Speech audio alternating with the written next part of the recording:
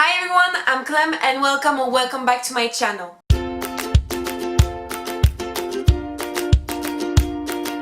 Today I'm going to be spreading some of my Ravenclaw pride because I'm a Ravenclaw and I'm proud to be one, even though it was a bit of struggle for me to be sorting in one certain house.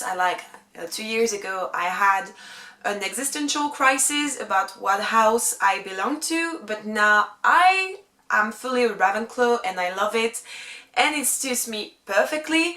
So today I'm going to be doing the Ravenclaw Book Tag that was first created by Books with Noelle. I'm going to link her blog down below. Go check it out. It's really a fun tag and I needed to do something, and I'm wearing blue since it's the color of the Ravenclaws. The first question is, how has Colors, a book you've been wanting to read that has a blue cover? For this I picked Wonder by R.G. Palacio. So this book came out a while ago, like really a while ago, like the movie came out 2 or 3 years ago, so it's really an old book. But my sister bought it for me like 2 years ago and I still haven't read it. It's in French and I always wanted to read it, but I don't know why I never picked this book. Like really, I don't really make sense because I loved the movie, I saw it and it was amazing, but I don't know, I see it all the time on my shelves and I'm never like, oh yes, I'm going to add it to my TBR. No, because I keep buying books and I never have time to read this book. So if you don't know what One Day it's about August, and August is a little boy and he was born with a facial malformation, like his face has some malformations, like I can't really explain, like you have to know it or to see it in the movie to understand, but basically he had an accident anyway. So the story is that August is 10 and he never went to school because his parents were too afraid that he was going to be like bullied or people were going to make fun of him because of his face and of his physical appearance. But August really wants to go to school, like it's his dream, and so one day he finally goes to school and it's his story, like him going through school and going through the judgment of other people. But he has the support of his sister and of his family. It's really a beautiful story. I cried in front of the movie. I think I'm going to cry while reading this book. I'm going to try to add it ASAP to my TBR because I need to read it. Second question is, our animal, the eagle. Pick a book that made you so happy that you felt you were soaring at some point in the book. I picked P.S. I Still Love You by Jenny Han, and this is the second book in the To All the Boys I Loved Before trilogy. This book broke my heart at the same time, but when it didn't broke my heart, it made me so happy. Like, it's just so cute. The story is just way too cute, and I don't know, like, it's those kind of book that you read and you have a smile while reading it because the relationship between the two characters is just amazing, even though they're going through some dramas in this one. I don't know, this book made me so happy, like I could reread them all the time and I would still feel the same way. Our element, air. Pick a book that took you someplace in the sky.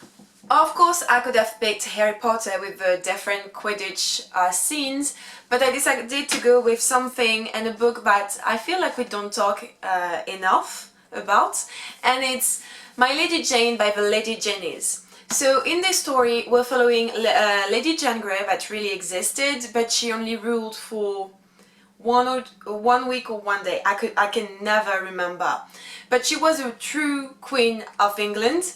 And so they took this story but they added a twist and some fantasy to it, because all the sovereign in this book can actually shift into animals.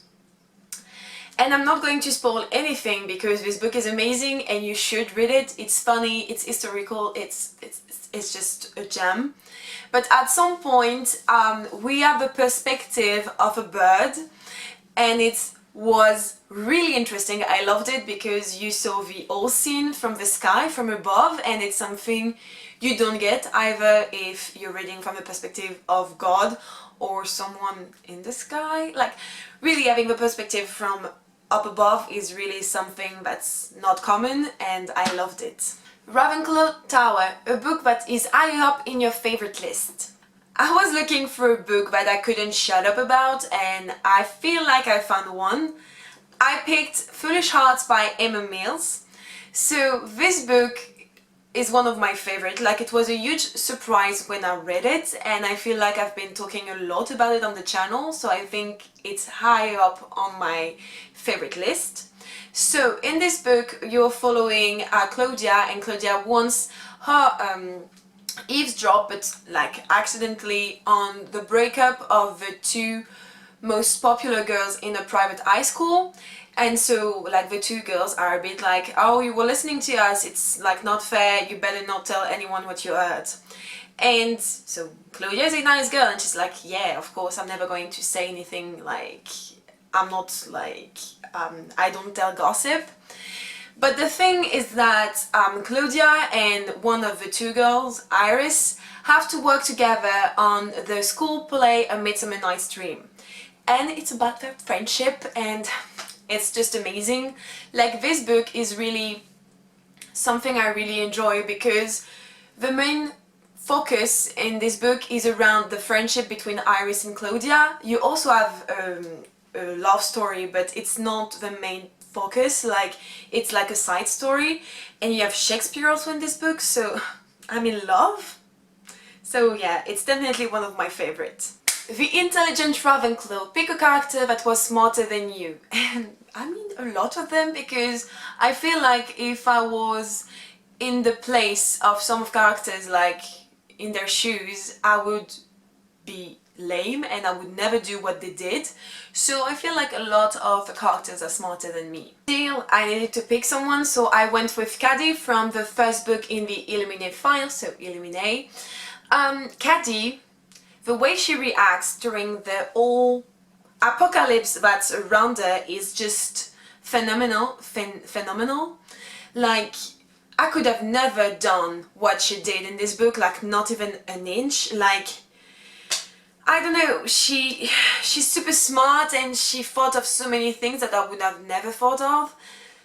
And the fact that she deals with Aiden, like, I think I would have been scared of Aiden and like not totally badass like her. Like, she's in a ship, lost in space, another spaceship is trying to kill them, and inside her ship there are zombies and they're trying to kill her, and she has to deal with the drama with her ex-boyfriend, like so many things, and she still managed to kill the game. So I feel like Katie is way smarter than all of us. The wise Ravenclaw, pick a character that was wiser than the other characters in the book. I thought a lot about this question, and I decided to go with McGonagall from Harry Potter, because I feel like McGonagall is like the wiser of all the teachers. Like, I don't know, like if I had troubles in my life, I would go to McGonagall and ask her for help, because I feel like she knows everything. Like, she always have a solution or words to like calm you down, or I don't know, she seems so wise and she seems like a badass witch. Like, I feel like McGonagall is wiser, and she could have done better with Harry, Ron and Hermione, but I feel like they're pretty like you can't do anything about them. But I think she's really wise, like she's a wise old witch. The creative Ravenclaw, pick a word in a book that was so creative it stick with you. I'm sorry, it might be a bit cliche, but I have to go with Panem from Hunger Games by Susan Collins, because it's a beautiful dystopia. Like, I feel like she really thought about what society could be and how it could go. I'm in love with how she thought about all the districts and the fact that each district is in charge of a certain energy or a certain like things the society needs, and the fact that you have this higher district like Panem, and then the first one and the second one who are closer. Like, I don't know, I feel like it represents exactly society. The closer you are from power, the better like you are in your life because you have money and everything. And the further you are, the more you are in shit, like Katniss basically.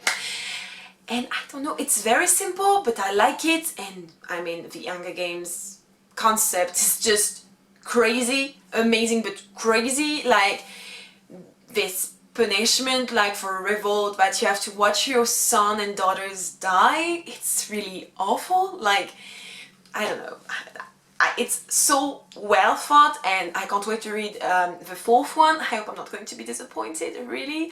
But the world building is amazing, and like, you just have to pick the arena in the second book to see that it's so creative and so well done. Like, I can say anything. I love it. The original Ravenclaw. Pick a book that was so original and unique in its own type of ways that you would reread it and reread it over and over again. So I feel like all books are unique in their own sort of ways because you don't have two books that are similar. Will always be something different. But if I have to pick one, I'm going to pick Poet X by Elizabeth Acevedo. So I've read this book in December, and in this book you're following the life of Xiomara, and Xiomara is a young black teenage girl in the United States, and she's really shy and she doesn't really know how to talk with her mom about all the things she doesn't like in her life, like religion, like she likes religion, but her mom wants her to really be a believer and put all the faith in the church, and Xiomara is not really that much into religion. Like, she believes in it, but that much, and she likes boy, but her mom doesn't want it, and she likes writing, but her mom doesn't know it, and she's really afraid of the reaction of her mom. So you're reading a story throughout a journal, and her journal is only set in slam, so it's in verse, and I don't read that much YA in verse, and it was really something special. Like, I mean, I haven't actually read it, I listened to it, but you could still like sense the verse and the poetry. It was just amazing and stunning, and it surprised me so much. The story in itself is really beautiful. So yeah, I think I would reread it like all the time if I could. Like, I feel like I'm going to buy it just to like pick my favorite poems and read them whenever I want. So guys, that's it for the Ravenclaw book tag. I hope you liked it. If you did, don't forget to subscribe to my channel and to like this video. Also, if you're a Ravenclaw and you want to share your pride of being a Ravenclaw with the word, you can do this. I tag you. And yeah, I will see you next time. Bye guys!